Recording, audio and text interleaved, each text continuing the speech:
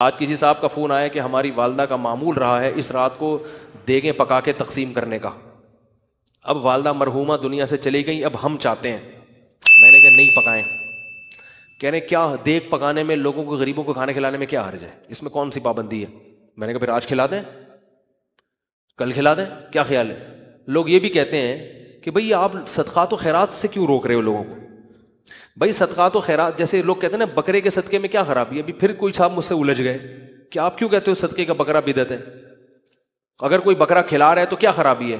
میں نے کہا سوال پیدا ہوتا ہے جب غریب آدمی کو بکرے کے پیسوں میں زیادہ دلچسپی ہے تو آپ کو کیا تکلیف ہے کہ آپ اس کو بکرا کھلائیں؟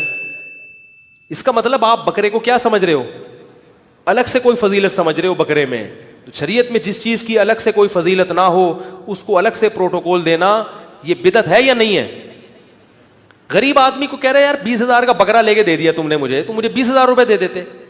اگر آپ کہتے ہو اس کے کھانے کی حاجت ہے تو راشن ڈلوا دو. 20,000 میں جو راشن ہے, بکرا ایک ٹائم پہ ختم ہو جائے گا, 2 دن چلے گا, اور راشن پورے سال چلے. اس کا مطلب یہ ہے کہ بکرا مقصد ہے آپ کا, بکرے کا لیبل لگایا جا رہا ہے, صدقے کا لیبل لگایا جا رہا ہے, مقصد کیا ہے؟ ارے بھائی, تو اس لیے وہ کہنے لگے کہ میں 15 شعبان کو چاہتا ہوں غریبوں میں دیگ تقسیم کروں, تو صدقے میں حرج کیا ہے؟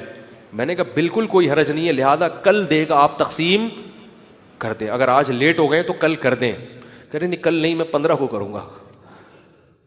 میں نے کہا اس کا مطلب ہے کہ صدقہ اصل نہیں ہے, 15 شعبان کو اس طریقے سے منانا اصل ہے. تو جب شریعت میں نہیں ہے تو آپ کیوں اس رات کو صدقے کے حوالے سے پروٹوکول دے رہے ہو؟